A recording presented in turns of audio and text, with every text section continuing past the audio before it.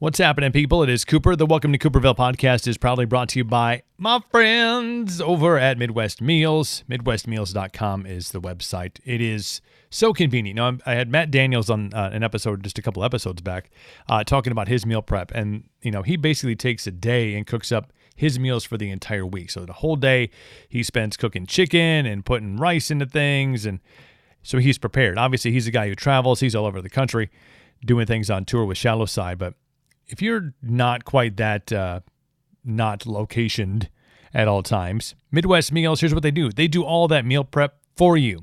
So your meals are ready to go for the week. All you have to do is go to MidwestMeals.com, pick out the meals you want for the week, add them to your subscription, get that done by Friday, and then on Monday, no matter where you are, nationwide, they will ship to your house. Your meals will arrive, and you are set to go. Meal prep, check, done for the week. And if you're local, if you're here in the Valley, you can just stop into one of their many pickup locations and grab your meals for the week on Monday. Very cool stuff. You got your macros counted on there, calorie count.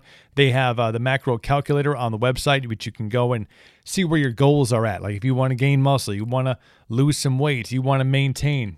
Add all your stuff in, your info in, and boom, it'll pop out the number of each that you need to have in your body to achieve those aforementioned goals. MidwestMeals.com. Promo code is Cooper. Get 10% off your first order. MidwestMeals.com. Hashtag MidwestFitFam.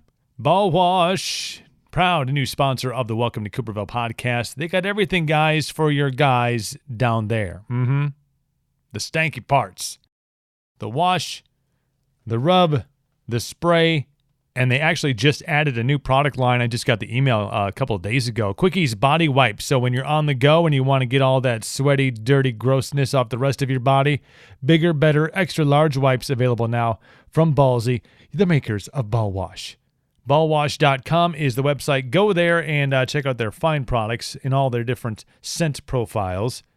And at checkout, use the promo code Cooper and get 15% off that order. Ballwash.com. Hashtag live life balls out. Violent Gentlemen Hockey Club, you know those guys. Proud sponsors of the Welcome to Cooperville podcast. Their hoodie collection, I want all of them. I am kind of a hoodie connoisseur when it comes to the fall and winter seasons. It's kind of my go-to. Yes, they're all black, so that's just me. But man, I want each and every one of those Violent Gentlemen hoodies and pullover sweatshirts. It's me. I have an addiction problem. You need to go and check them out and see exactly what I'm talking about. ViolentGentleman.com. Find something you like. Maybe it's not hoodies. There's t-shirts, there's ladies wear, there's caps, there's everything. Jerseys. Jump on board. ViolentGentleman.com. Promo code is Cooperville15. 15% off your first order. ViolentGentleman.com. And the show wouldn't be complete without a couple Monster Energies keeping us fueled over here, keeping the workouts going, focused and hydrated with Monster Hydro. They got all the varieties. They got the original. They got a whole bunch of different flavors. The Ultra line, which we're talking 0 sugar, 0 calorie. Hashtag Monster Podcasts. This was a fantastic conversation. If you have any interest in business or pursuing a business on your own, entrepreneurship, we had a great conversation. Adam Gardner from Hello Adorn is on the program. And man, we kind of covered all. We go back to when entrepreneurship wasn't even a thing that was talked about to now things are coming home with our kids talking about being an entrepreneur. If you're tired of the grind and the each and every day, this could be the episode for you. This may be the episode that triggers that thing in your mind that says, you know what? I'm going to go and do it. And you should. Adam Gardner, my guest on the Welcome to Cooperville podcast. It starts right now. Welcome to Cooperville. The Welcome to Cooperville podcast. On demand anywhere quality podcasts are available. And some places where cheap podcasts are available. At the local gas station has some. Subscribe, get updates, feel better about your life. Welcome to Cooperville.com. Check.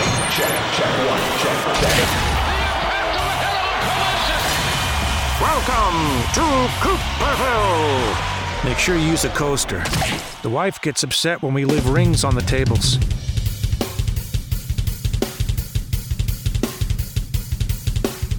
Adam Gardner is my guest on the Welcome to Cooperville podcast. We're going to talk entrepreneurship. We're going to talk people telling you shouldn't do stuff and doing it anyway, being the rebels that we are. Adam, welcome to the show. Yeah, thanks for having me. Absolutely. What do you think of the lab down here? I love the lab. Chill vibe. I love the vibe. Feels real good. Yeah, it's super cool. Yeah, we were, and we'll get off topic a lot on this because it's kind of, I have like severe ADD, which I pass along to my son, and I apologize to him every day that he wakes up.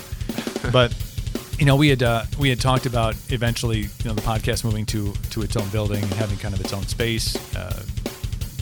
And the people I've had down here are like, you got to like somehow manifest this room into like, you have to recreate a little somehow bit. Like take all your furniture out and bring it over to a new space. But no, I'm glad you're down here. Short kind of connection of how Adam and I got together and have this podcast right now is we had a couple episodes ago, Jim Brewer, who's the co-owner of Momentum Sport Fitness. The cool thing about this podcast is it's really conversational. It's open. It doesn't have like here's where we end. And we just got off on random topics about things, and entrepreneurship got brought up, and kind of the correlation between fitness regiment and a healthy eating regiment and kind of the entrepreneurial world, because there's struggles with all of them. A lot of times you're out of your comfort zone. And after the podcast, he brought Adam up as somebody who would be a great guest because he's gone through, these entrepreneur things and the struggles that go along with them and the decisions that need to be made, and really opens a lot of eyes to a lot of the stuff that I've talked about on this podcast. And that's as you get into looking at your life and figuring out your mindset, which we've discussed a ton as of late. A lot of times you see things, or you're driven to do things, you're passionate about something, or you see an opportunity. And we talked about this in the open, is you kind of see it, and then you find a reason that I'm not going to go down that road. Yeah, you got to find something to put in front of you. Yeah. You got to find an obstacle. Yeah. And it's amazing how easy those obstacles show up. They're everywhere. And you're like, oh no, it's it's really windy today, so I probably shouldn't go out. I don't have the right jacket to go to this particular meeting. But I want to get a little bit of background on you. You're a resident. You're a UWEC grad. Yep.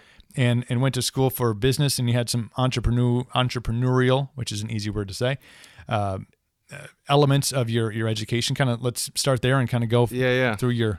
Yeah, let's talk about your life. Yeah, it sounds perfect. So I graduated from UWEC in 2003.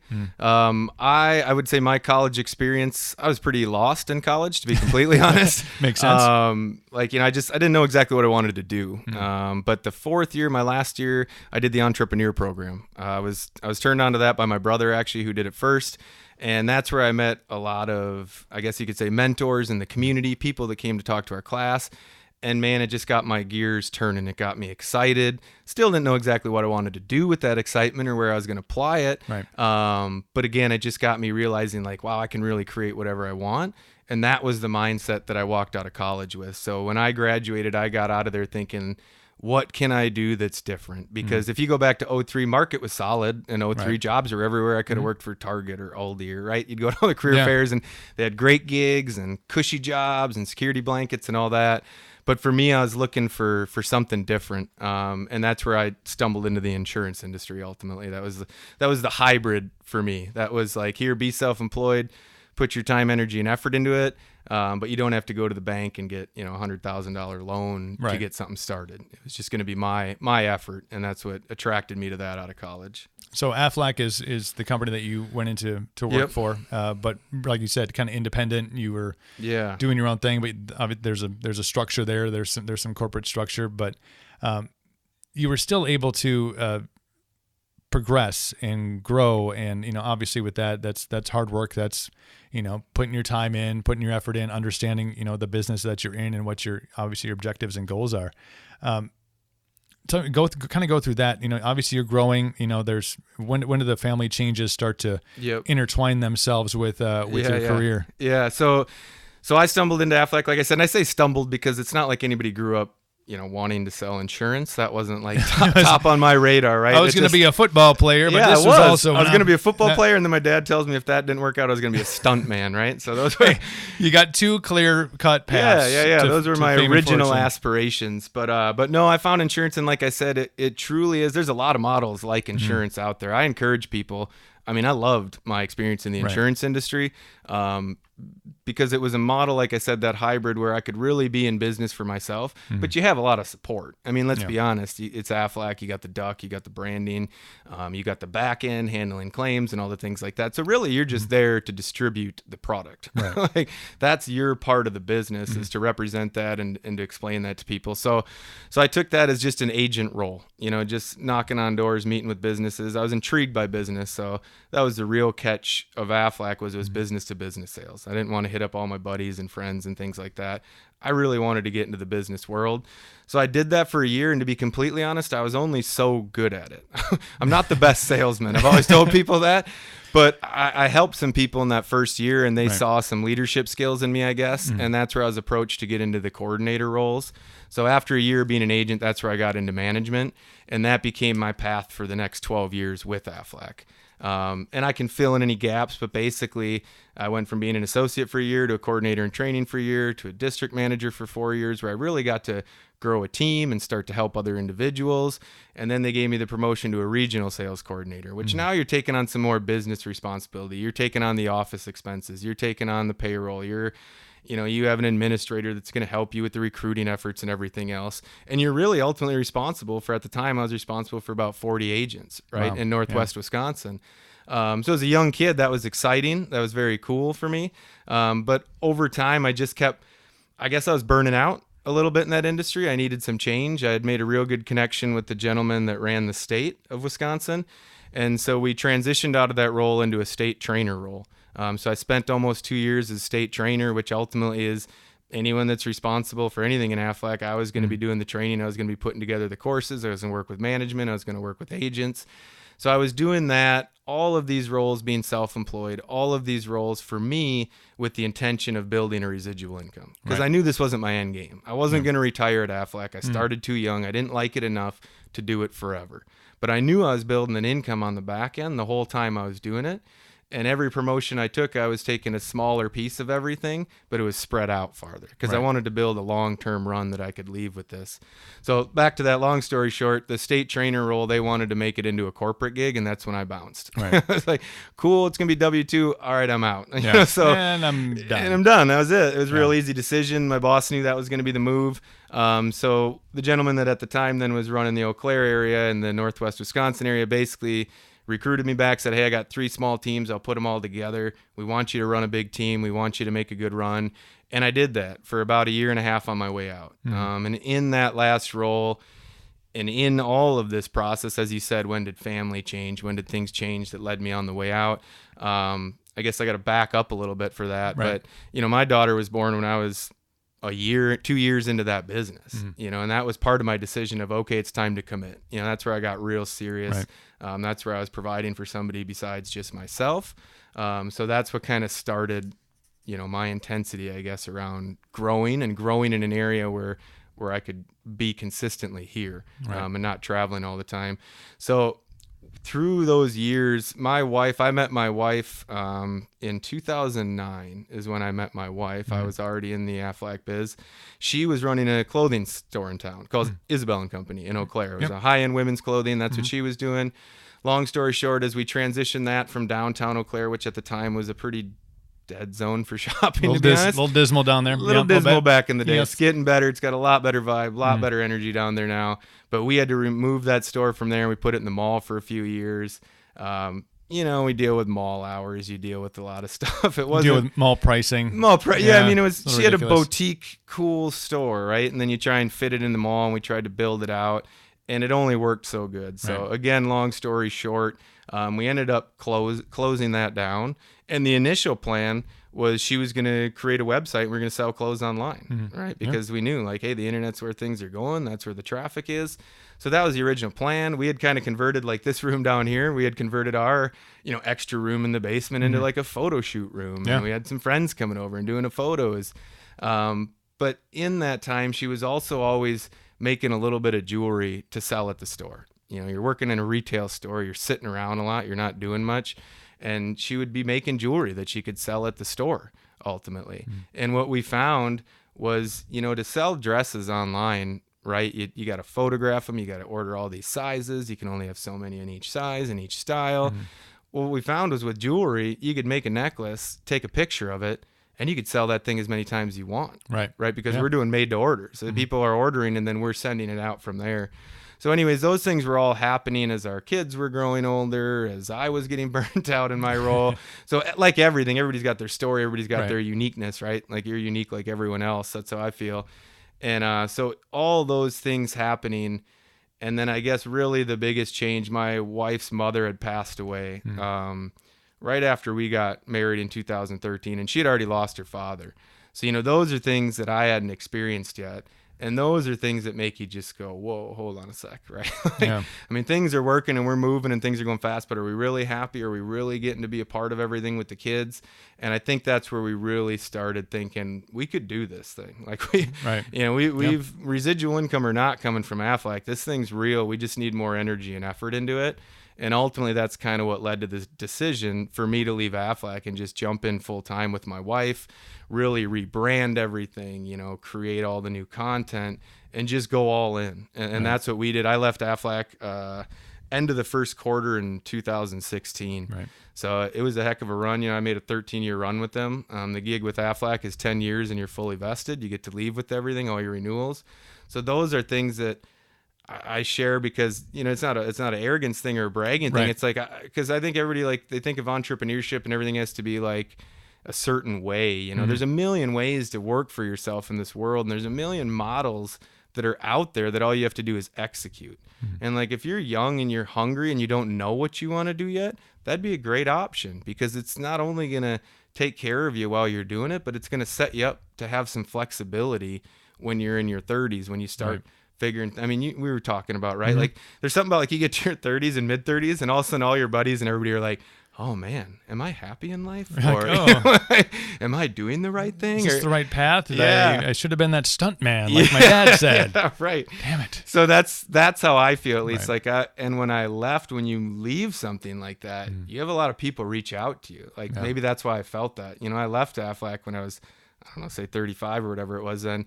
And I had all these people reach out to me like, oh man, I have this idea, I've always wanted to do this thing. And I'm like, really? I had no idea. Or I had no idea how many people were miserable in their current roles. But they were already, like I had mentioned to you in the opening when we were just discussing, we had gotten to a point where people get to 30 years old, you have one kid and you're like, oh, it's too late. Right. Exactly. I got a budget, I got an income, I got a mortgage. Man, it's too late. And I just never wanted to conform to that. I just I wasn't going to hold that belief. I was going to hold beliefs that were a little bit more exciting to me. And that was basically that we can recreate it. We can do this success, but we can do it in a way where I'm not staying at a La Quinta in Madison, right? And getting my free cookie and water bottle. I was like, oh my gosh. Welcome to La Quinta. Yeah. Shameless plug there. Yeah. La Quinta Inn. Feel free, send a check. Get a free chocolate chip cookie and water bottle. Send that to Cooperville Studios here now too. I think, I want to circle back to something that you mentioned, being a part of this, being a part of Aflac, having that steady income, the residual coming in, where I see a lot of people, and then you kind of brought this back up at the tail end there, is when you get into that kind of pattern and you have the money's coming in and there's obviously in that world, there are successes, there's promotions, there's more opportunity. A lot of people can fall into that, like those buddies in the 30s that are doing the job. You get into, all right, I have a wife, I have a kid, I have an income.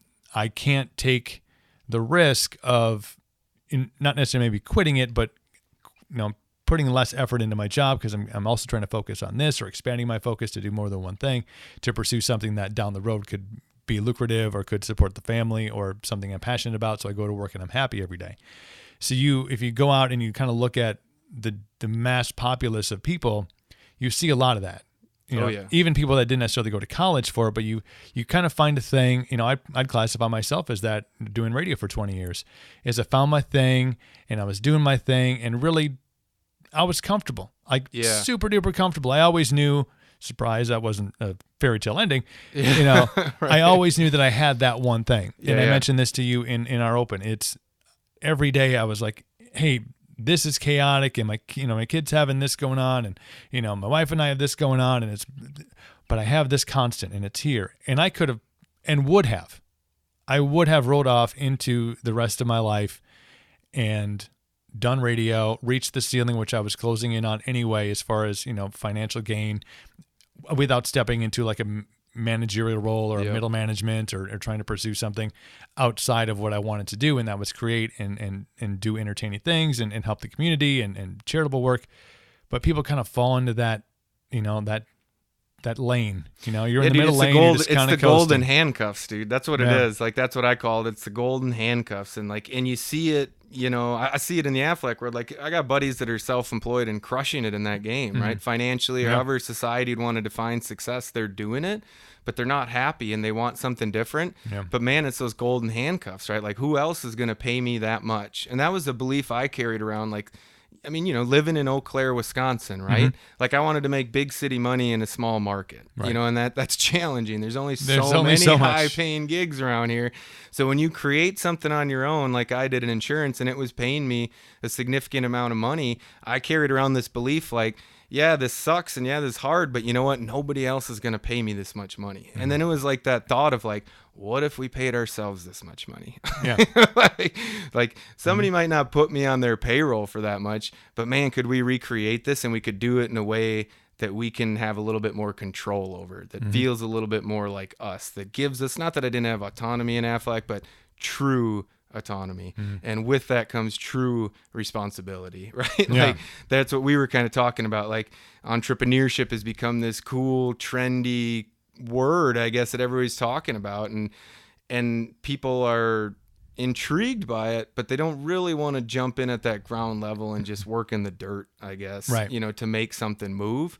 And not that everybody has to start in the dirt and work their way up. It's just been my experience, so I'm just willing to do it. Yeah. I just know, like, could things be easier? Could I have done things better? Heck yeah. Like, I'm sure I could. I'm sure people from an outside perspective could tell me, like, well, you could have done this better, or you could have moved this.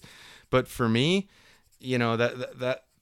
that's really all I knew. And I knew that if I worked hard, things were going to unfold the way I wanted them to. And it goes back to, like, I remember leaving high school, my senior quote was, I don't know where I'm going, but I'm on my way. I still kind of feel that way, right? Like, but I'm on a path. Yeah, I mean, and it doesn't mean like, oh, I get to be lazy and sit around and things will happen for me. Not how it works. That saying to me feels like I'm on my way. I haven't figured everything out, and I don't need to figure everything out yet. Like, things are working and things are coming together. Things are manifesting because we're putting a ton of energy and attention into it, and that's what we're experiencing. When you made that decision, obviously your wife had some roots and had some things that were already had some success, but you make a major life decision from maybe from an outsider's perspective. You brought an outside perspective, and people can look at that and have a mindset of like, whoa, dude, like you're going to leave your XYZ amount paying job. That money's there. It's coming in, and you're just going to leave it. Yep. I can see that happening. It's happened to me, and I'm sure a lot of other entrepreneurs who have either left or gone into a different thing and left something behind that was those golden handcuffs. Yeah. Did you have a lot of outside? There's going to be supporters and people that believe in you and believe in what you're doing. Even some of those supporters can be like, "You got this. Go team, go!" Like, I believe in you, but you really maybe should have a plan B or a plan C, or maybe how much, I want to say pushback you got, but did you have some people that maybe out of concern were like, man, maybe you should ride the wave a little bit longer before you jump off? Yeah, I think, because again, I think it was like, everybody's got their own definition of success, right? But I think society from a whole viewpoint looks at it like, oh, cool, he's making all this money and he's self-employed and it's working. So I had a lot of friends in the industry, like reaching out to me kind of more, I don't know if it was support or what it was, but more just like, what are you doing? Kind of that, like, this is working. Like, you spent, because in the beginning years, it was only working so good, right? So you did all that. You laid the groundwork. Now we're getting this delayed gratification. I mean, this is working like clockwork. Why are you leaving? But to me, again, there was more to it than money. I like money. I mean, I think we talked about the trendiness of entrepreneurship and like people want to have like lifestyle businesses, like, you don't need to make any money. Man, it's fine to make money. I don't think you should have any shame in that. I think it's great, but that's not like the driving force for me. Those are things that come, as you're focused on other areas. So for me, I just had to make that decision. It was a huge decision and it shocked a lot of people. But like I mentioned earlier, kind of circling back to it, I was super surprised to see how many people on the other end reached out, more like using it as motivation. Like, man, I want to leave too. Dude, I'm almost gone. And like, now you did it. Oh, I really want to do it. And like, that was cool for me to hear, because that just like opened, I didn't know that many people I knew were that unhappy with what they were doing. And if you think about it, as we get into these later years, man, what you're doing for a livelihood is a lot of your time. Like a lot of your time is spent. And the thing that really got me to move, we're talking about kids. The one thing I was hanging on to was like, I'm giving our girls an example of what it's like to be a hardworking, successful business person. And then I heard our youngest daughter make a comment to somebody one day, and she said, "Oh, all my dad does is eat cheese and crackers and watch golf." And I was like, whoa. But let's think about it from her perspective, right? Let's rewind 4 years, and she's only, 8, 9 years old. And she just sees me come home and I'm burnt out and I'm ornery and I'm irritable and I'm just going to grab some cheese and crackers, sit on the couch and watch some TV, dude. I'm going to tune out. I'm done. Yeah. And I was like, whoa, okay. So kids just feel you. They don't know what you do day to day all the time, but they know if you're happy. They know if you bring energy home. And at that time, I wasn't bringing energy home. And that was between that comment and my wife saying, here's the deal. Yeah. She's with me. Like, money's not it. Like, leave it. Or find a way to be happy there, or we're leaving and we're doing something else. Right. And that was where that decision came for me. And I would say, and, to give a ton of credit to my wife, to be honest on here in full transparency, my wife, like I said, was already starting this process. Man, she put in so much groundwork to get this business started. And I'm somebody that always says, like, it's harder to create something, right? It's easier to make something better. Right. And so I was blessed with the opportunity to take something that my wife had created out of thin air and ultimately try and help make it better. And with that comes a whole lot of ego and pride swallowing. I mean, there's a lot of people I worked with in that world of the insurance industry that I don't know if they would have done that move. I don't know that they would have done some of the tasks that I did in those first months when the business wasn't big enough to really be overly exciting. And it was like I was making the most simple piece of jewelry because it's the first thing I could learn, and it was the first thing I could alleviate off her plate to let us make the next step. And like I said, that goes back to my just willingness to, like, man, I'm just going to put in the work and I'm just going to be focused on something and then let it unfold and trust that work, energy, and effort will allow something greater to unfold for me. And that's what I'm experiencing now. Yeah, we talked a little bit in the open about the next generation, and you mentioned kids and perspective and what your kids say, being in the same boat, really working from home for the most part since February. I had another job that kind of slid in there that was bringing some cash flow in, which helped us get through the summer.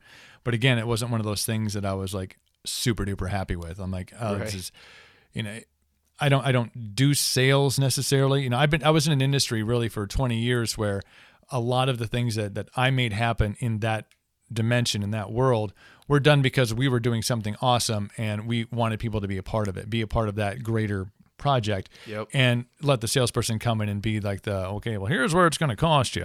I was the grandiose idea guy, hey, we're going to do a golf outing for veterans and it's going to be like the craziest golf outing you've ever heard of. We're going to have bouncy houses and we're going to have shots and we're going to have a football launcher, it's going to be wild and crazy. And somebody else would come in and sell you the package that comes with it, not me.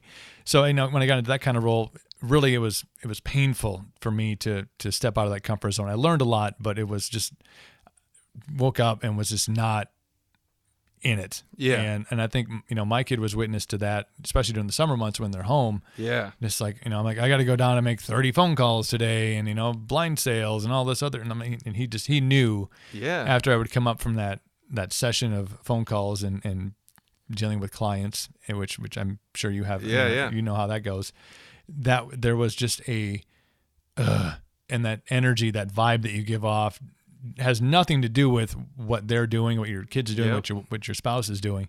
It's just your mood is so downtrodden. And when I kind of got out of that, got that mess out of the way, and started to really look at, man, I can figure things out. Like I have like ideas, and as soon as you start kind of putting things out, and I'm not a secret guy, the manifesting thing, I think it's real but you have to put in the work. Yeah. Like affirmations, like if my bathroom, which is down here in the dungeon of the basement, I have them all over my mirror, and it's not because I read them and I'm like, yeah, I read them and it reiterates in my head, like you actually have to keep hammering. Yeah. You actually have to, go out and have no excuses to whether it's work out or whether it's today you need to take a big step in your company and you're maybe nervous about it, but remember there's a reason to do it. And then you go upstairs and you kind of have this, and I go upstairs, I have this energy, and my kid sees that and he's like, like, what's up? Like, hey, you're smiling more, you're happier, you feel younger, you're able to move more, you want to go do more stuff. But there is such a pass along to the next generation of what is out there, what's available, what hard work can get you. And I mean, there's hard work that's out there.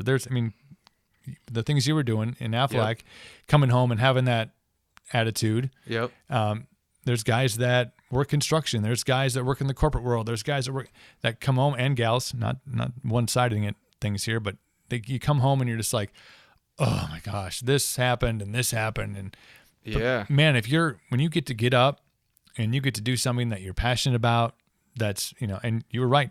Money is important. It's an important piece of the puzzle. Yeah, sure. For the first time in 39 episodes of the podcast, to bring Ariana Grande into it. Yeah. Whoever said money can't solve your problems must not have had enough money to solve them. Right. Ariana, thank you for listening to this program. We're good plug. But she's a huge fan of the podcast. I wasn't aware, but she's on board. But you start to, it all starts to work out. When I first put out this beard company idea, and just started writing things down. And just like, what am I into? And I'm kind of into this, and ideas kind of spawn.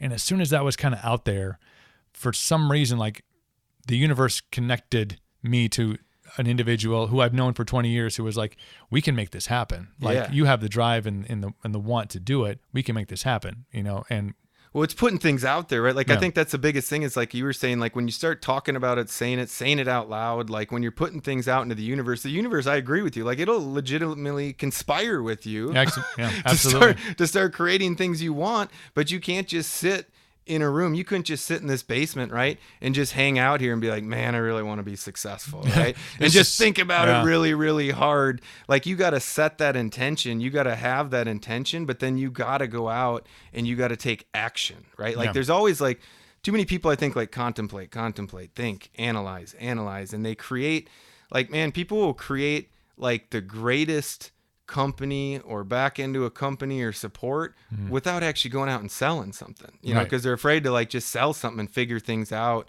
along the way. That's how things, like to your point, that's how things will start to manifest, like is when you're actually applying the things that you're learning. And for you to have some people come into your space, man, that's happened everywhere for us. Like, to be honest, when we made the conscious decision, okay, we're doing this jewelry business, this is going to be our jam, I had one more incentive trip to fulfill with Aflac, right? And it was to the Bahamas. Like I said, it was a good gig. Yeah. I'll take it. But like, so check this out. We go to the Bahamas. I hadn't told anybody yet. So, we're with our buddies. We're at the bar. A good buddy of mine out of Milwaukee, his daughter happens to be there.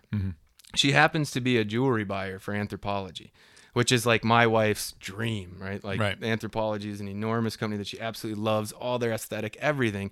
But like that came into our space. We work with them now, right? Like we've had a partnership with them. But that happened, I think, because we made a decision, like, we decided at some point, this is what we're doing.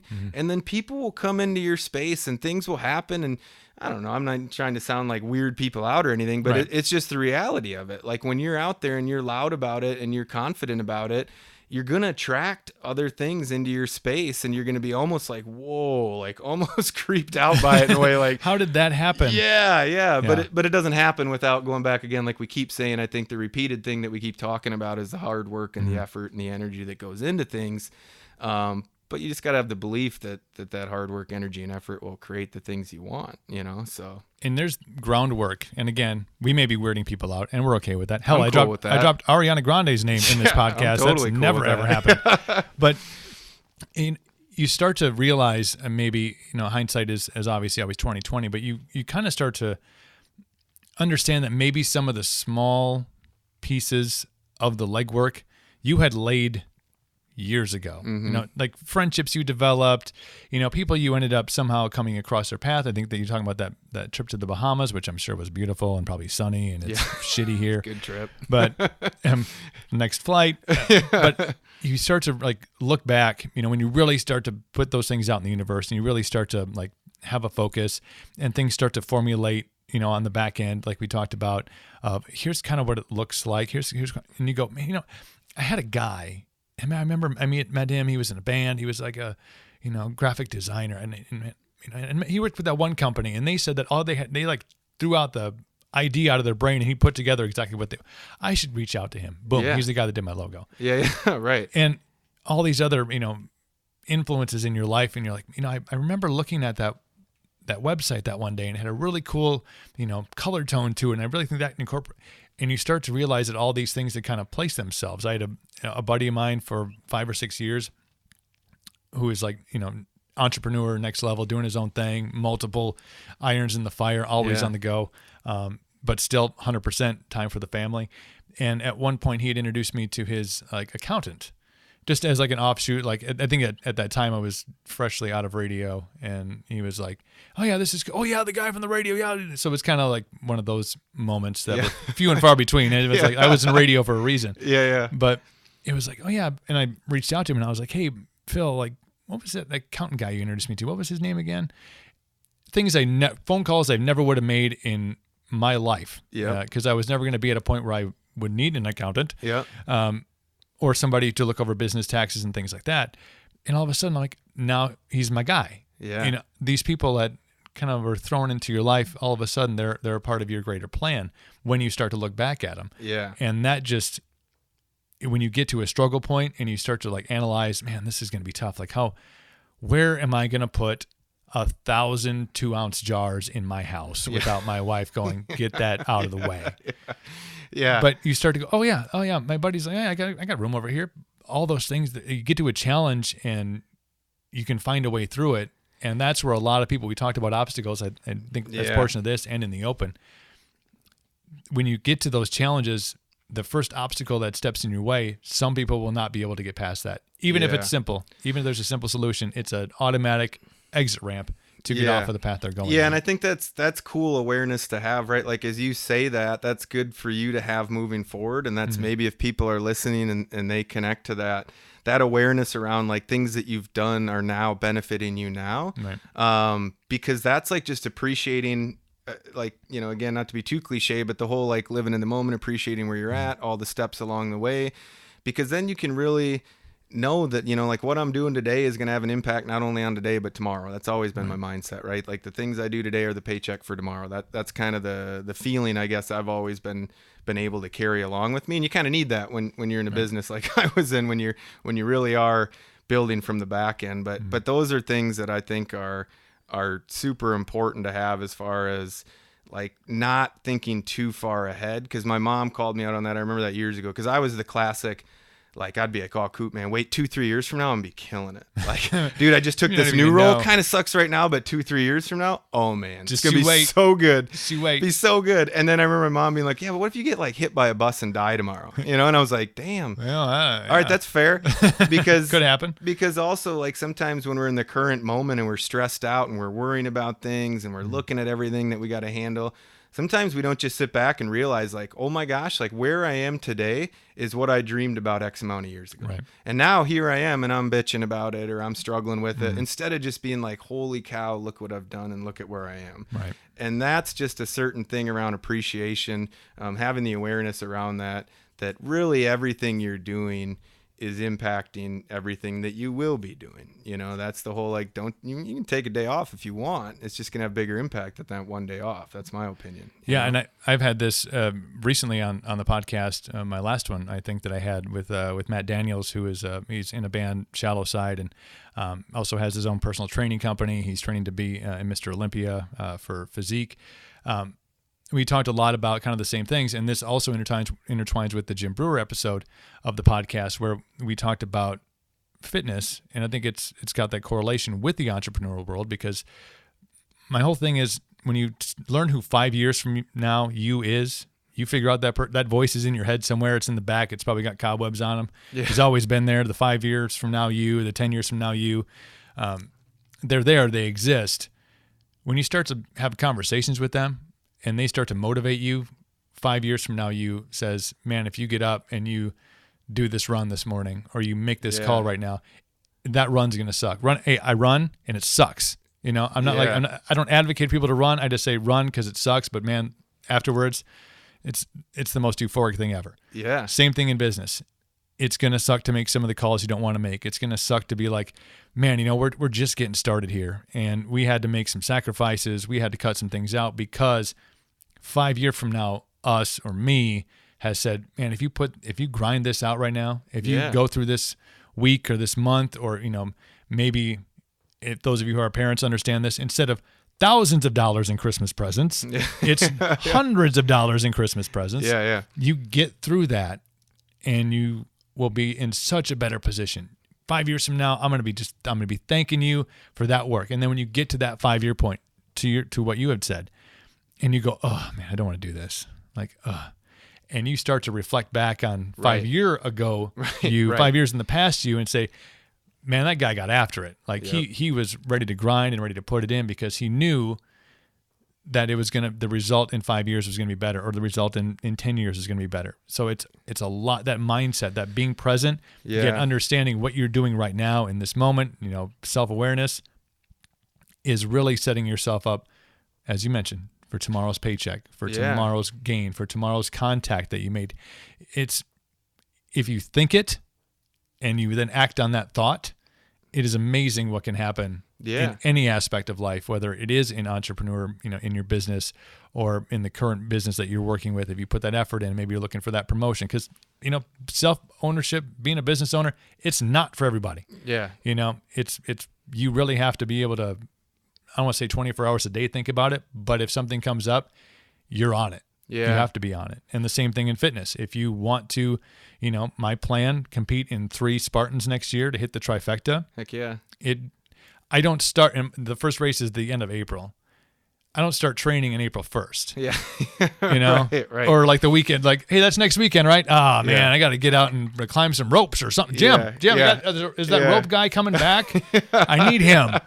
You have to be able to really be present and say, today I need to accomplish this, because then tomorrow I can accomplish this. Yeah. And I think that's where, like, when we talk about obstacles, that's the biggest obstacle, is the unwillingness to do that groundwork, the unwillingness to, I know I keep saying it, but I don't know how else to describe it besides like work in the dirt, do the things that some people aren't willing to do. And that goes along with that, you know, like I mentioned, I had to do leaving Affleck, is like swallowing that pride and that ego a little bit, because a lot of us, like, a lot of your identity is what you do, not necessarily who you are, but like what you do, right? People really attach to that identity, whether they're in business or fitness or whatever it is.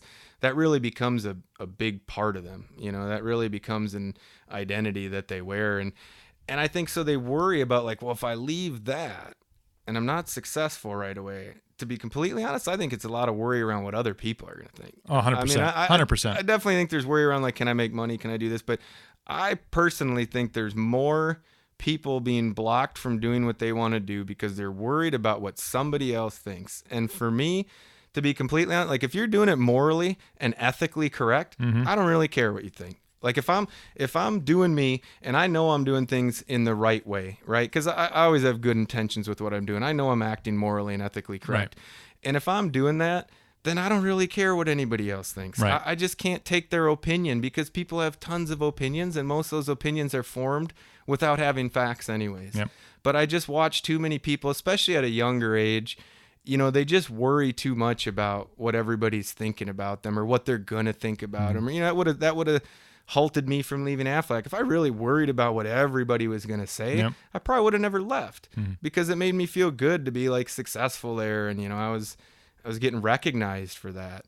And that's one thing I wish, I don't know how everybody would experience that, but if this makes sense, I would love for everyone to experience what I experienced, was getting your ego boosted through something. Like, I mean, like, I got awards and plaques and incentive trips and finance, you know, all the things that really boosted my ego. And to be honest, like probably had too much ego because of that, because it's only so relevant, because now all that stuff sits in totes in our storage room, right? Like can't throw them away cool just yet. Eagles and plaques and things, right? They're like probably in a a tote. duck. Probably got some squishy ducks. For sure, for sure. But that, you know, with that being said, those are the things that if you can have that and you can get that, because that gives you confidence, and that's not a bad thing. Right. I mean, there's some good things to have with ego. But then on the other side, I would want people to experience humility. Like me leaving Aflac and me having to work 8 hours a day to cut a piece of wire and bend it and hammer it because I just couldn't bring any other value in the first couple months. Or, you know, as I really had to, like, because I got an amazing wife, man. I tell you what, I give her so much credit for what we're doing. And to really let her take lead on a lot of that, like that was a lot of humility for me, right? I'm this successful, you know, I did all this cool stuff, and now it all sits in a storage room, and I'm learning the next thing. Every once in a while, I get to go visit your tote. Open one up, be like, oh, cool. Remember that? But, you know, it really showed you too, like all that stuff, you know, it's only so relevant. Like I said, you gotta find your happiness. So, but if people could experience that, if you could find the perfect combination, and again, I'm just practicing, not preaching. I'm not trying to say I got everything figured out. I'm just saying things that I practice. That's what it would be. If you could get that ego, you could gain that confidence, but in the same time, have that humility to know you're no better than anybody else. You're no different, right? You're unique like everyone else. So if you can approach that, I think that's where you'll really attract the right people into your crowd, and you'll really move forward. And these days, and a lot of that comes in this day and age, when I shouldn't even say this day and age, but for the last however many years, Facebook has been a thing. Yeah. You know, and Twitter has been a thing, and Instagram has been a thing, and TikTok and Snapchat and whatever the next big thing is. All the platforms. It's got to be on all the platforms. Yeah. You know what? It's given a lot of us, and there's a couple different, and I think Gary Vee is one of them, and we talked about him in the open. It hasn't really, you know, made us different. It's exposed us as, you know, how we feel, and maybe not in a genuine sense, but I think you get things on social media. You have a Facebook page, you have a personal one and a business one, and have all these accounts set up, and you post something and it gets judged, whether it's what you're doing. Here's our new necklace, here's our new beard oil line, here's this. Or it's something you're doing on a personal level, like, hey, you know, besides taking a picture of your food that you just cooked, like, man, like a boom, I nailed that steak, bam. Getting up at stupid times a day and running, and the quiet majority will probably either not say anything, not care about it, but there's some that'll be like, man, that's really cool that he's doing that, you know, cool. Yeah. Or they'll be motivated, like, oh man, that they went and opened their own thing, they have their own business, they're doing it, and then you have those who like to leave comments because they have free time, or nothing else, you know, to do, or they have their shit figured out, so they're gonna be like, well, I'm gonna, you know, yell at this, I'm gonna take a shot at this person, and some people can take that from, you know, Twitter user 1234 or Instagram poster 4567, and really let it gnaw at them, and they'll read the comments and be like, oh man, they didn't like our podcast, Adam. What did we do wrong? What was the matter with us? They don't like the tone of my voice. Well, don't listen, you know? But you can take that and let the opinions of others and the thoughts of others, especially on a social media platform, adjust how you perform, how your life is. You can be like, well, man, that they don't like seeing that I get up early and run. You know, I posted, several reasons that I post the times I get up on my Instagram page. One is for my own accountability. I'm a huge practice what you preach kind of guy. Yep. You know, if I'm not doing it, and I'm up and I'm running and I'm not, then I have an issue. So it's, for me, self-accountability. It's also to put it out there that you can do these things. I never was a runner. I never really was an early morning person, but through mental training and learning and reading and figuring out ways to do it, I became that person. But negative comments in any realm, whether it's a personal thing, personal thing you have posted, or it's a business thing, or it's a fitness thing, whatever, that person that's posting that is obviously it's their issue. Oh yeah. It's something that they have to deal with. And it could be for many reasons. Maybe they're in a bad situation, or maybe they're miserable at their job and they're like, yeah, well, you're out there crushing it. Yeah. And, forget you and all your money and your vehicles and your fun. And because they don't see the grind, they don't see the work that goes into it. So there's a little bit of jealousy. And there's also that, man, I wish I could do that. Man, I wish I would. Well, and I think with people, like if you think about that, like what I notice the most negative comments or in person, whatever it is, like typically like if people got a real negative charge on somebody, right, or they're really like upset with that person, or I experience it like in the business world with leaders that have individuals working for them, with them, whatever you want to say, right. And they're like, man, that guy's just so lazy. I can't get him to call on that account. I can't get him to do this, and they're just constantly bringing him down. My question is always like, okay, that's cool. So what pisses you off most, right? Let's really identify the problem. And if they say it's that he's lazy, cool. Where does that show up in your life? Now, it might not show up in the workspace, right? You might come to work and from whatever time to whatever time you crush and you run and you roll and you motivate people.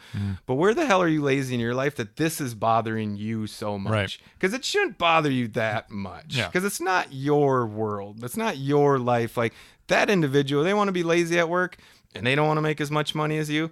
Cool. That's their gig. Yeah. But why does it bother you so much? And my feeling is because it shows up somewhere in your life. And if you really connect to that, you'll probably let it go. And then you won't have to, because the people, like you said, negative comments and things, they're in a low vibration. Like they don't put a 100%. negative comment out and be like, oh my gosh, I feel so good. Like they're you bummed made me feel out. better about myself. Oh, I actually feel like crap because you feel good. Yeah, so it's like you just gotta have like some empathy for those people and know, like to your point, like they're going through something, they're going through whatever, and they felt like taking a shot at a person. But if I'm their buddy, I'm just gonna call them out and say, well, where does that show up in your space, man?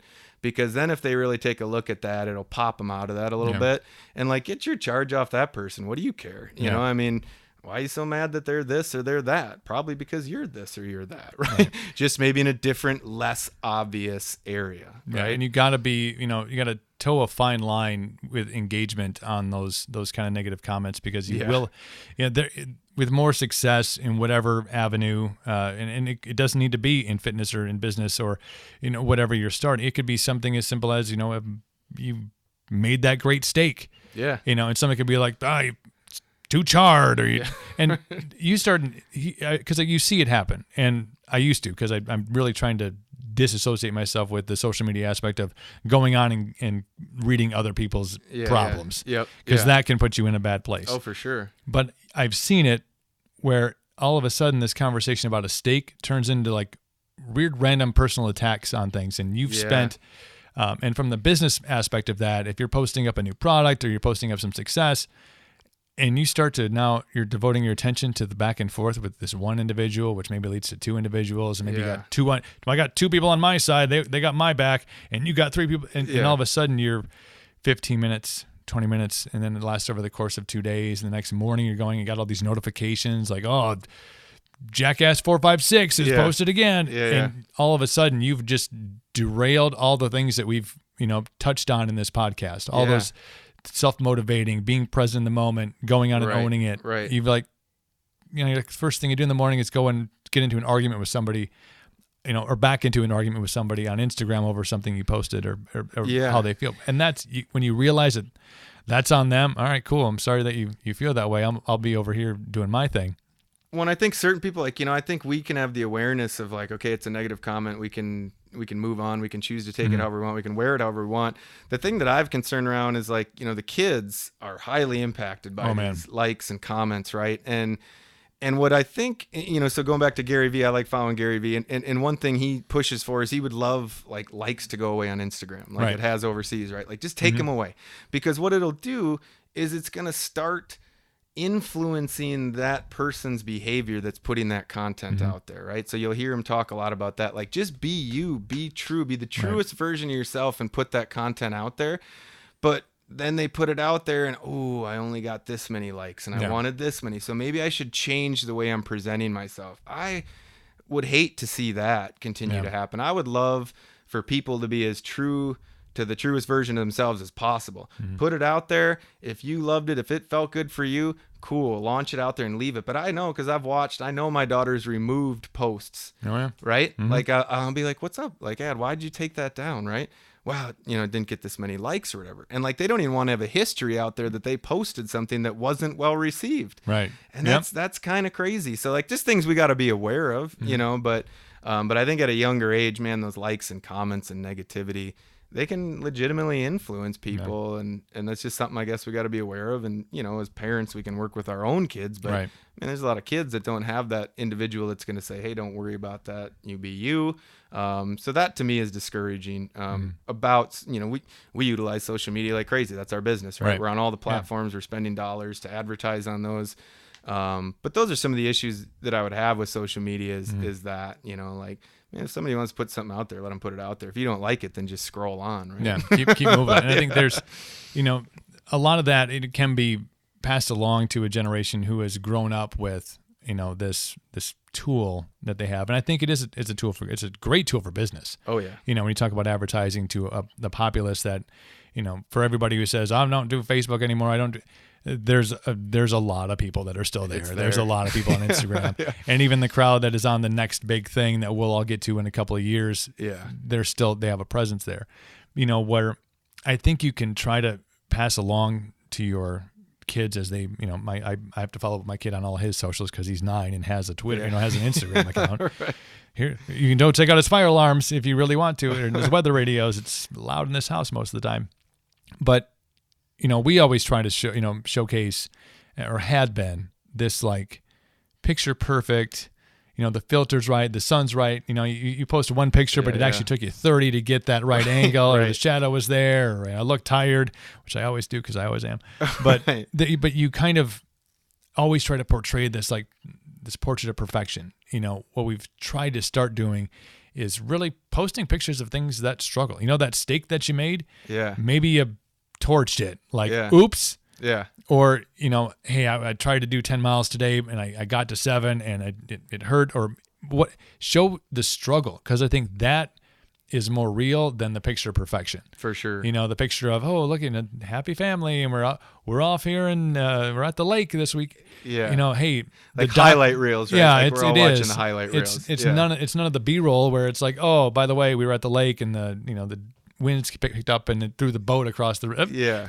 Just another jolly day up here on, Lake Monoman or wherever it is that you have a cabin. Yeah. But if you start to, showcase some of the challenges that you go through as an adult, I think some of that passes along to your kids is like, oh, it's not just this platform where we put up, our pretty face or we make sure our hair's done and our beard looks good, before we post a picture. Right. But show it as a real thing. And I think that, from a business aspect or from, even a fitness aspect, if you're into motivating people that way, it shows people that it's not the glory. It's not all the poses from the, the show you did and got your pro card. Yeah. It's like, here's where I blew up my bicep and I'm out of commission for 6 months. Yeah, it'll make you more relatable, right? Exactly. Like you're more of a real person. And I think if you're trying to inspire people to do things, they like seeing that, wow, man, anybody has 6-pack abs, like really super duper cut, chances are they haven't had water in about a week, and don't do that. That's not healthy, but that's how, and people don't realize that. If you see a picture of a model, who's all tan and everything's just in the right spot, you got to realize that they don't wake up and they're like, oh, here's my day. I'm ready to go. I'm ready to show the realism of it. I think that's more impactful, especially for the next generation, which I want to, switch topics on here and get to it because we did talk about this before the podcast started. Because my kid brought home on Monday a sheet of paper from his school. They had a presentation in their classroom about being an entrepreneur. Mm-hmm. And it was really like, it shocked me just kind of, getting my toes into this whole world. Like this is something that's being passed along to, a 9-year-old, because, and we're about the same age. We're in that same wheelhouse where that wasn't really something that was on the table for us, we kind of had the cookie cutter. Well, here's the path. Yeah. You go to school and you get good grades, and you get into college and you pay back your debt. Okay, maybe sometimes you don't pay back your debt. Yeah. You're always in debt for the rest of your life. And then you get the job in the business that you have your degree in, and then you have 1.5 kids and you have 1.5 dogs and you have 1.5 spouses, or whatever the numbers, numbers, they're sketchy, but they're introducing entrepreneurship and being, independent business owner to kids as young as 9. And he's had some JA stuff even before that. And you have gone out and spoken and will be going out and speaking to the younger generations about these opportunities that are out there that don't quite follow the path that we are all, had been told. You're all supposed to follow this path. This is how you become successful. Yeah. Because the path is changing too, right? Like 100%. they're gonna have totally different options than we had. Like you were talking about, some of that wasn't even brought to us. And yeah, like that's been a big excitement for me because I got to do a lot of speaking and things in the insurance world, and I miss that in this. So I've luckily recreated that kind of through the university. I'm going to Memorial, going to some of the local schools here, even to the younger kids. I mean, I went and spoke to kindergartners about this stuff. Like, so, and the cool thing to me about it, you got to understand who you're talking to and how you're motivating them and how much they're going to take away and everything.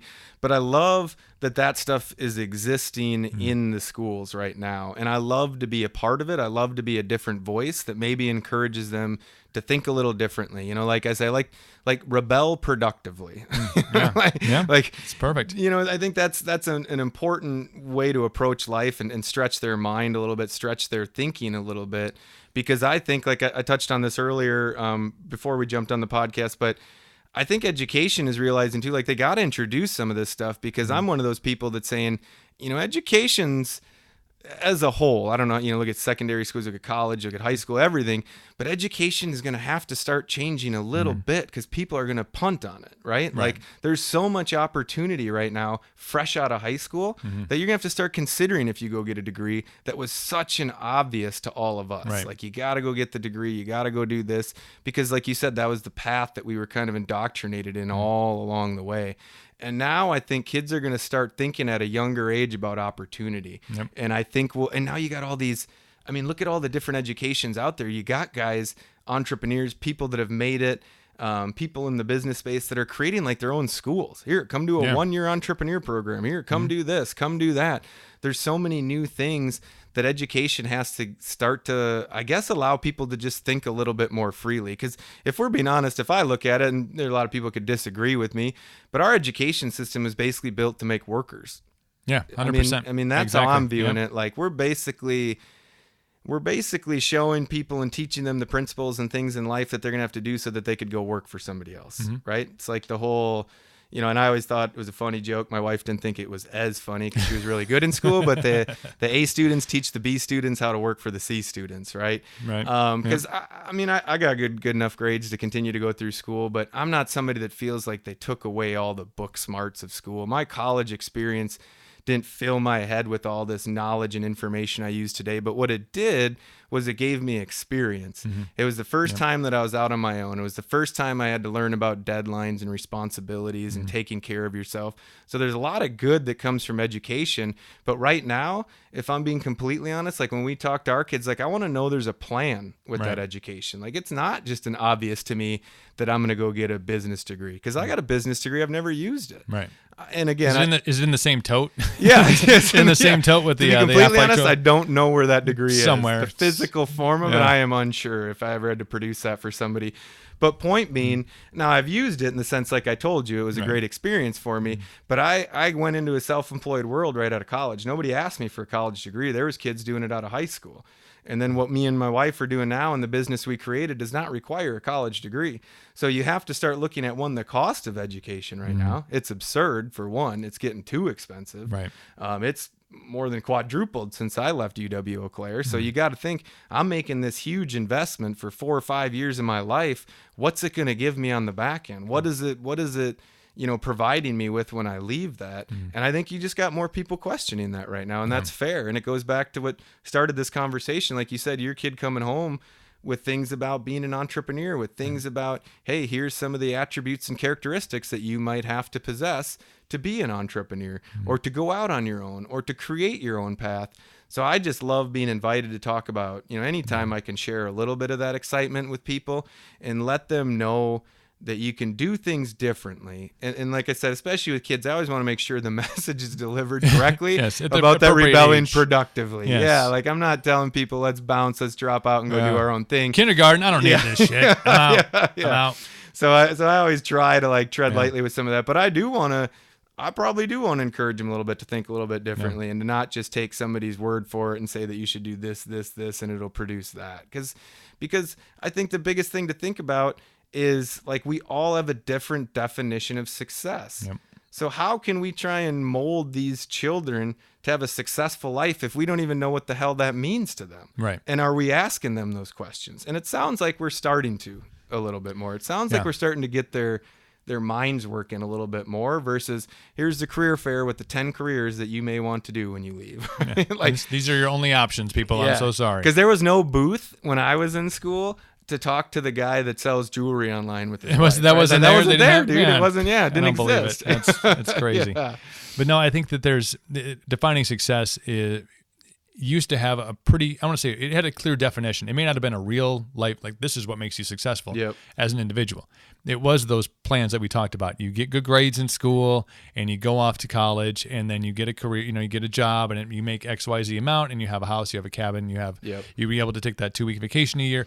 And then you were a success. And then the people around you viewed that as you being a successful person. Yeah. Happiness never really fit into that plan necessarily. Hopefully right. Hopefully it came along right? Like you got into I'm going to college. Oh cool, what are you going for? I don't know. You figured out over the course of maybe your last portion of your high school career or your beginning of college, like I really like this, whatever. And sometimes you can be drawn to things because of the financial gain for it. I want to be this because I know I can come out and make 6 figures right out of the gate. But it was never like, it doesn't seem as much of I'm really passionate about this. Yeah. I want to create duck calls. You know, those kind of things weren't necessarily like this. If you go to work and you're like super duper happy about what you're doing and you feel great when you get done with work, you don't have that when you get done. Perfect. You found your own success, your own happiness, because that can be monetary, it can be success, or it can be happiness, or it can be a combination of all those things. Yeah. When you get, I want to mention, I do think that doctors should go to school.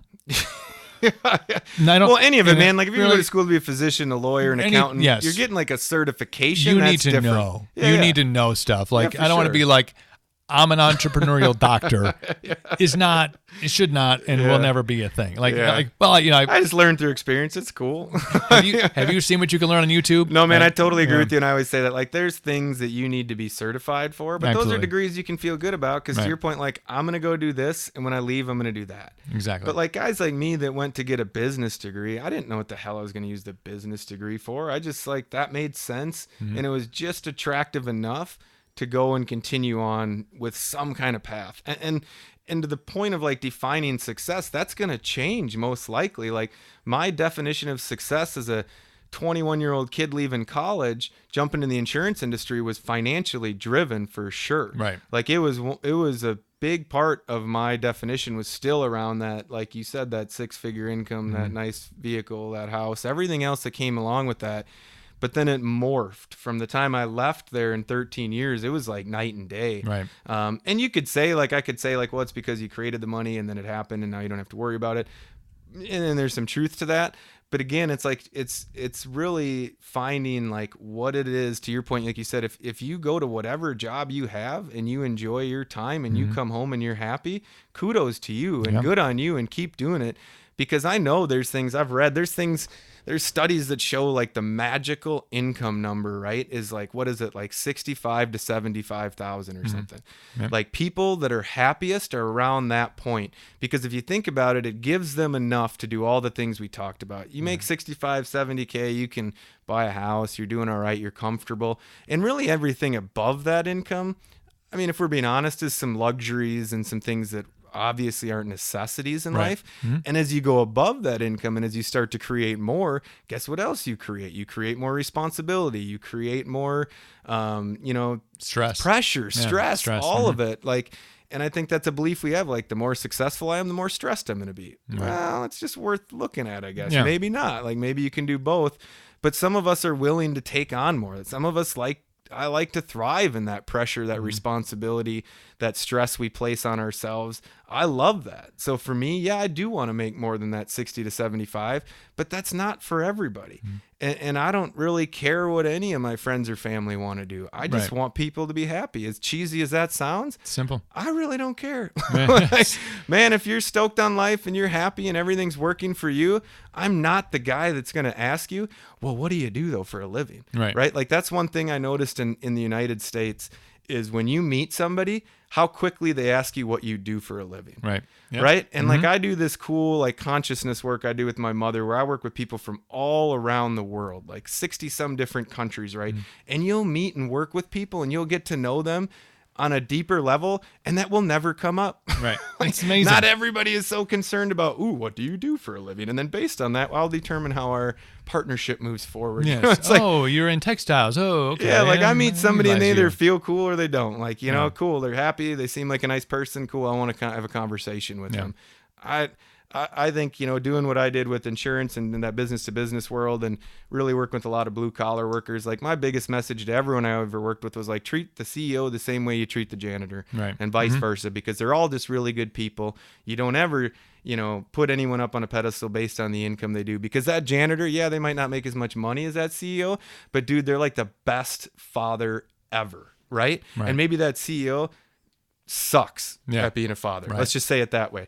Like, but we all view it as like how successful they are in business. And I asked my a friend of mine this a while ago, like, what if our society viewed your success? Because we all know how it feels. We all have different definitions, but we pretty much view people's success on how much money they make and what they've done for their livelihood. What if our entire society viewed it as how good of a parent you are, or how good of this you are, right? It would change things. It would change how people act, and it would change how prideful people are. It would allow them to be prideful in things that are more important to them, but maybe they don't view them as important because society doesn't. Yeah. So they're like, yeah, I mean, I'm a really good dad, I have an amazing relationship with my son, but I just never really figured out what I wanted to do in life, you know, with business. Right. I don't know. Maybe that's not your jam here. You know, maybe your thing is to really like create the next generation. Like that's your win. That's Push your them. success. That's your contribution, and good on you for doing that. But yeah, I mean, that's where like you just got to allow yourself, I guess what I allow myself to do is step back a little bit and just not really conform to all the rules of society. Absolutely. Absolutely. I just kind of like go based on what feels right to me. And then that's how I kind of operate, I guess, in the world. I will touch on the janitor analogy.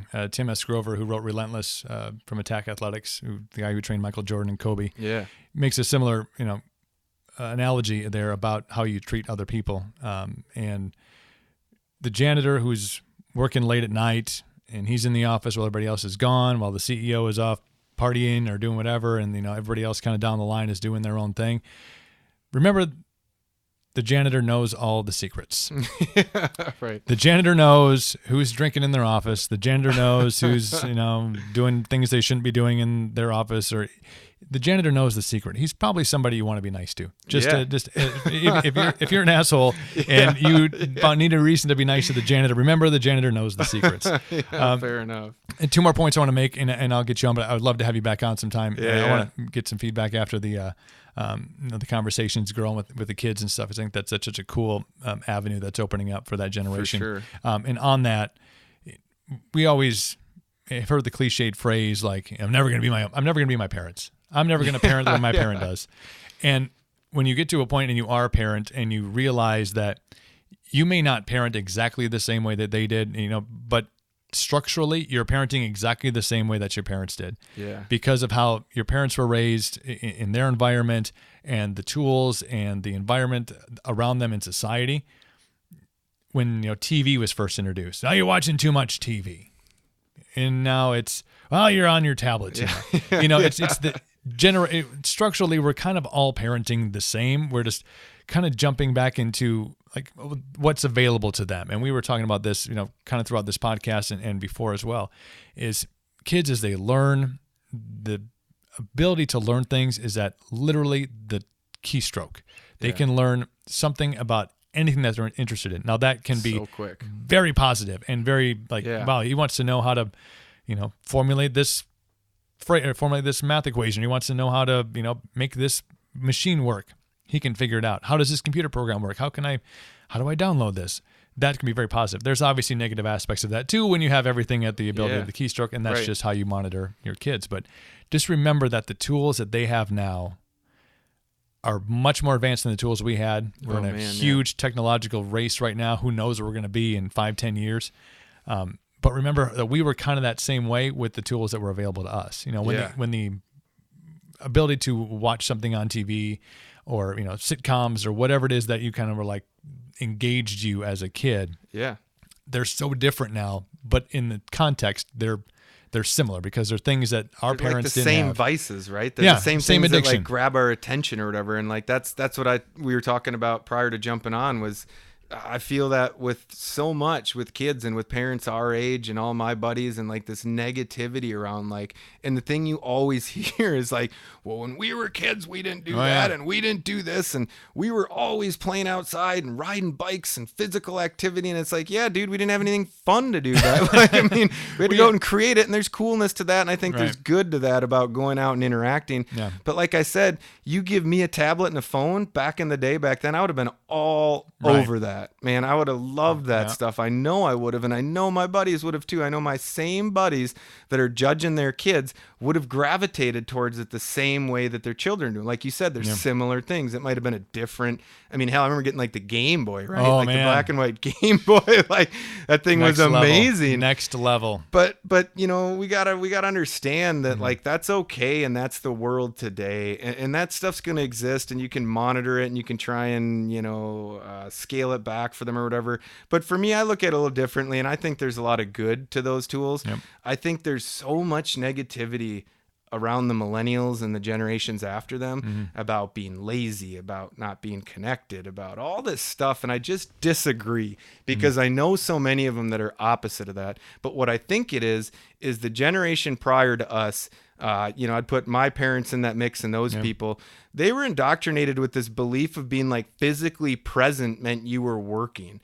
And that drives me nuts. Like in an industry like I was in, like in insurance, people would be like, oh, well, I'm at the office 8 hours a day, and I mean, you're barely here. And I'm thinking like, what the hell are you doing for 8 hours a day? In your like, office. What do we literally have to do for 8 hours a day in an office besides, you know, I don't know, scroll through the internet or like, you know, basically you're killing time and you're not really excited or energetic about it. So I'll take the millennial or whatever you want to classify people as. If somebody can come in and produce in 5 hours what I'm watching somebody else do in 8 hours, and they would like to take the remaining 3 hours to go to the gym, to go get a coffee with a good friend, to grab a long lunch, I don't really care, because I'm a results-driven individual. Like I want to see that you're getting the job done. It's like the golf analogy, right? The scorecard just says par.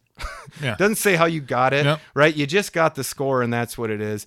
And that's where I think like, we got to find, like right now we're watching this like molding of like the old generation, the new generation, and they're mad because they don't do this. And it's like, why in the hell would we want them to act the same? That's not progression. That's not moving forward. So like my challenge to the kids when I talk to them is, you know, fine, use those tools, but find the advantages to them. You know, everyone's saying you guys being on electronics is disconnecting you. Prove them different. Prove them how connected you stay with your friends. Prove that you're using them for good versus just, you know, watching a bunch of negative content. Because there's both sides of it, let's be honest. But man, I just think like, I think we got to understand that our kids are part of this huge social experiment, like we said, that we really haven't got the results in yet. And we're going to have to monitor that and work with them. But it's just the reality. And technology is growing at an exponential amount. Like, it's crazy. It's going to be bizarre. It is going to replace jobs. It is going to do things like that people are worried about. But that's cool. The world's going to change. How do you fit into it? Right? And as long as you're aware of that and going into it with eyes wide open, I don't have a big beef with technology like some people do, or with the kids using it, because, you know, I think they use it in a lot of good ways too. That's just the way I choose to look at it, I guess. And really, when you talk about, you know, jobs that go away, job creation in that industry is, I mean, from all walks of it, from the engineering part of it to you know, distribution to, you know, IT, all those things are there. And you also have, and this will tie into the kids really nicely, you have kids on YouTube making six figures. Oh my gosh. Playing video games. Seven figures. Playing video games. Be honest, right? Yeah. Playing video games. Why are you playing video games? You'll never make any money doing that. Oh, you were so wrong, Dad. Yeah. Somebody's dad said, you know what, you go ahead and play that game. Hell yeah. And that kid. And some dude just won $7 million playing Fortnite or something, right? Playing Fortnite. And they do the Madden thing, and that guy wins like, you know, a couple $1 million. Playing video games. Yeah. There's kids, there's people on YouTube that are opening up toys. Yeah. Getting those toys for free. Opening up those toys and getting paid by Yeah. Disney to open those toys up. And good on because them, your kid watches them. Right, Yeah. right. That is innovation. That is creating. that is creating a new progression, dude. a new position. And then that person's got, I got too many toys in my house. I'm gonna go sell some stuff. And now they're on Poshmark or Macari, and they're selling stuff out there. Yeah. Hello Adorn is the name of the company, and you guys have done some great expansion as well. So it's, when you talk about the digging in the dirt, putting in the time, putting in the effort, spending 8 hours pounding out, a wire, because you're like, well, this is all I'm good at. This right. I haven't developed that skill set yet. But you've added staff. You're starting to expand into, consultants and really reinvesting your money back into your company. So for those who are out there in the beginning stages of it, in the thought process of starting it, understand that as you grind and you grit through it and you get through the crap times, there's a time when you get to a point where you can say, we are doing this well enough. We need to add somebody on to take care of this part of it. And all that, the burden will not change. Because once you get somebody in production, you're like, okay, now I've got to make sure that I can up my game on social, up my game on, Shopify, wherever, your products are being sold. So it's really cool to see, entrepreneur, business owner, and all of a sudden you have employees, you're pushing people up the ladder. People are learning not only, the values of that entrepreneurial mindset, but how the inner workings go, and who knows, you get somebody creative in your wheelhouse, they help you develop a new product, or maybe they're a little younger and they're hip on the next big social media thing, or hey, everybody I see that they love my necklace, and but I'm over here on TikTok, and you're like, well, we're not on TikTok, maybe we need to be there because somebody's on TikTok right now making 7 figures, right, selling beard oil, and you have to be open to it. There's going to be challenges, but I think as you grow, as you get through it, as you see successes and you see failures, you're going to see things that didn't work, and you can fold, or you can go, okay, I learned not to do that anymore. Don't pound the wire with this kind of hammer because bad things happen. You make a spark and we burn the garage down. Right. But I think it's really cool to see how, from the stories, obviously your wife having this really huge drive and passion to go and make this thing happen, and you like really creating this awesome platform and exploring all those opportunities that are out there. We're being in the mall. Have you been to the mall lately? It's like Jonestown the morning after. Seriously, it's kind of weird out there nowadays. But you're able to take this new thing and, oh man, some stores, big stores are closing down and all the jobs and stuff. But then you see all this kind of grassroots starting local businesses that are spawning up, and they're local on a level like you guys have a brick and mortar here in town. But you're also living in the e-commerce world where you're not just pigeonholed to being, okay, we're here in this building and we're open these hours and we close, our sales are done. Now you're like, everything's for sale all the time now. And it allows us to be like, we have brick and mortar and now we're doing a little bit of retail even, because like we just love, like I said, there's an energy downtown. There's a vibe. There's a willingness to work down there right now. There's people trying to make things happen in a lot of different ways too. But we found, in all reality, probably 95% of our sales are online, right? Like it's not what's driving us, but we get to be a part of that. Then we get to contribute to that. And you talk about like the people that are just starting now, or just trying to create a business along the way, and like, we've all experienced that. We've all went through those laying the groundwork type of things. And a couple things I'd say, I'd say like, if you're in that mode, one is you got to celebrate other people's success, because I hear too much negativity around, like, I don't know why this person's so successful. I don't even like what they're doing, or I don't know this and I don't know that, and there's this negativity. But like, to me, even back in the insurance days, like, you got to celebrate the success of others. And guess what? If you don't think they're that impressive, but they're finding that success, then you should be excited, because how impressive do you think yourself is? Right. So like, that should just show you that there's opportunity. Like I always felt that, like entrepreneurs run into the fire, right? Like if something's on fire, they run towards it because there's opportunity there. And that's ultimately what we're doing. And along with that, and celebrating other people's success, is truly being bought into and excited about delayed gratification. That's probably, out of all the lessons like I got from my father, one of them was around delayed gratification, and how valuable that is, and how good it feels, to be honest, right? Like delayed gratification can come in a lot of different ways for you. But when you've put the work in, when you've done the steps, you really get to enjoy and appreciate when you get the fruits of your labor. But the other thing it allows you to do is, again, like we talked about earlier, be relatable, right? Like you weren't somebody that just stepped into your dad's or mom's business and now you make all this money. You know, there's that goes on too. But if you really do it from the beginning and you really create it on your own, you can share that with other people, right? And you can kind of help them duplicate that in their life however they want. And that, like, I think with the entrepreneurship, I guess I'd finish up with that. I know we talked about how trendy it is and everything, and people want to have lifestyle businesses. I hear a lot of talk about like I gotta have purpose, right? Or I need it to be something I wake up and just can't wait to do. And that's cool. Like if you found something in life that you wake up and you're like, oh my gosh, I can't wait to do more of this, man, I'm happy for you and I'm stoked for you. But here's the thing, if you don't have that, don't let that be the obstacle for you being the entrepreneur that you want to be. Because for me, like, you know, I had that when I was leaving Aflac and I went through all this, like, well, you know, is this jewelry business going to be everything I need? And can I really be passionate about it? But what I found is like the purpose in my life was me, right? Like I was the purpose to go out and do whatever I want. Right. So can you monetize it? Can you build a business around it? Can you be excited about it? And if so, then just go with it. Yeah. Because I think sometimes people are probably limiting themselves because they don't have that perfect scenario. You talked about it, like the weather's all got to be perfect. Everything's got to line up. I don't want to be rattled. I don't want to feel any discomfort. And they wait and they wait and they wait. And they wait too long and they end up doing a job that they don't love for their entire life and they retire. But like they never really got to experience what they wanted to. And sometimes you just got to be willing to have a little bit of that discomfort. Things don't have to be completely ironed out for you.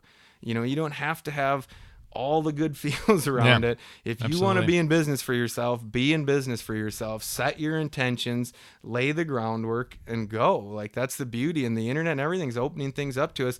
Now is the time to be excited to be alive. Like shit, if you want to be an entrepreneur 20, 30 years ago, man, that was tough. Yeah. That was legit. And you were probably dealing with people in your market, right? In your zip code, like that you had to compete with. Now, dude, I don't care what you want to sell or what you want to create. You have platforms that will create foot traffic for your product, for your service, whatever that may be. So just be excited about that. Like be excited to be alive right now. I mean, it's a killer time to be in business right now. That's absolutely. And embrace what's out there. Embrace those platforms because I think when you talk about starting as an entrepreneur, business owner, 20, 30 years ago, you had to make your mark.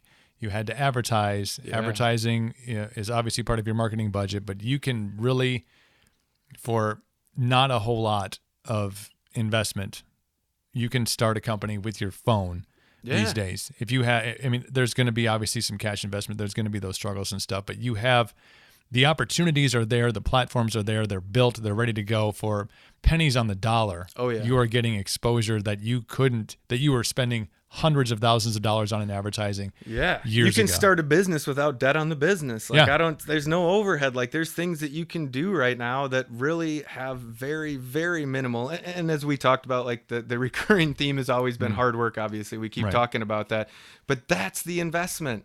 Time, energy, and effort. It's yours. Like put it into something and it'll work. Like if you really believe and you handle all the doubts around it, it'll work. But it's time, energy, and effort. You don't always have to go to the bank anymore to get the big loan, to get the building, to get the capital for whatever you need. Man, there's just so much opportunity right now for startups. And that's exciting for me. That's exciting for me to be a part of. It's pretty cool. Awesome. Adam Gardner, thank you so much for your time. Hello Adorn is the company. They can find you on the World Wide Web, I'm sure. Absolutely. Where at? HelloAdorn.com. Boom, all over the socials as well. Thank you, man, for the time and the the encouraging words. I think for somebody who's just getting started, I know I mentioned we got our LLC yesterday, so we're on this like uptick to launch my new line of things and kind of start down that path and go through those struggles and put in the effort and the energy and the time, and it's an exciting time because you can. Even at the ripe old age of 39. Yeah, right. Wasn't too late, right? Apparently wasn't too late because I've really never felt, and this is, I think, taking that burden off of the shoulders of having that job maybe that you got to a point. I used to love my job, 100%. I loved aspects of it still when I was let go. But I've never felt better about where I'm at. And there's been a lot of support that's gotten us to this point. Yep. But I've never felt better about where I'm at and the direction that my life is going. direction that for my family's sake is going. Yeah. Because of the opportunities that are out there, and a lot of them we touched on in this podcast. So I encourage people, if you are, it's not for everybody, but if there's something inside of you that's pushing it. You talked about the buddies. I had the same thing, that you get out and you start doing this thing, you start going down your own path, and they go, damn, I have an idea too. Damn, I have this, and a lot of times they keep that, like, it's weird. It's like a weird secret. Like, it is. Don't tell anybody that you actually want to be a business owner and start your own beard oil company. Okay, 8 months ago you didn't have a beard, you just wanted one really bad. But now, you hope that this, people seeing success in your inner circle, and as your circle grows, that others start to go, it's possible. Because if the path has been laid, and somebody's done it, and many people have done it, it's a real thing. And if someone like me can, turn from like talking a microphone all day, and I use this weird radio voice, to she got a killer radio voice. That's maybe I should get back in the industry. I'll stick to my my currently non-lucrative podcast hobby. For now, but it's cool, and I appreciate you having me on, and Absolutely. I appreciate you doing this. Like, I think that's what we need more of, is like just doing what you want to do, putting positive content out there, sharing ideas. Like, I was stoked to be a part of this, and I appreciate the opportunity. I think it's really cool. Awesome, man. We'll have you back on sometime soon. How's that sound? Perfect. Sounds good. That was good. Thanks, Adam Gardner. Hello, Adorn. And again, check out the show notes. We got links to the Hello Adorn website. You can check out what Adam and his wife got going on over there. Thank you so much for listening to the Welcome to Cooperville podcast. As always, I appreciate each and every one of you for listening, for consistently listening, for sharing the podcast with your friends. It really means the world to me, to help spread the message, to help spread like wildfire. If you are listening and you're not subscribed to whatever platform that you're on, if you're listening on your iPhone or your Android device, maybe your tablet, or wherever you're, Alexa, please make sure that you are subscribing. That way, every time we drop a new episode, and they've been coming in hot as of late, you'll get a notification on your device that lets you know that there's a new one ready to listen. I know you're all over the socials, because I am all over the socials, and you can follow the program and all the things that we have going on, all the intricacies and behind-the-scenes stuff from the show. It's riveting. Social media, we are on Facebook, we are on Twitter and Instagram, so make sure you like, follow, and subscribe, and make sure you get all those details and insights and pictures and crazy stuff that we're doing. Last but not least, do have to say a big thank you out to Nick and the Holistic Remedies crew on the World Wide Web at holisticremedies.net. Your CBD needs, your full spectrum needs, they got all that stuff. And you get 10% off your order if you use the promo code Cooper at checkout. That's holisticremedies.net. Thank you again so much for cranking up the Welcome to Cooperville podcast. New episode coming very, very soon. Otherwise, always a good opportunity to catch up on previous episodes. Thank you so much. Go get after it.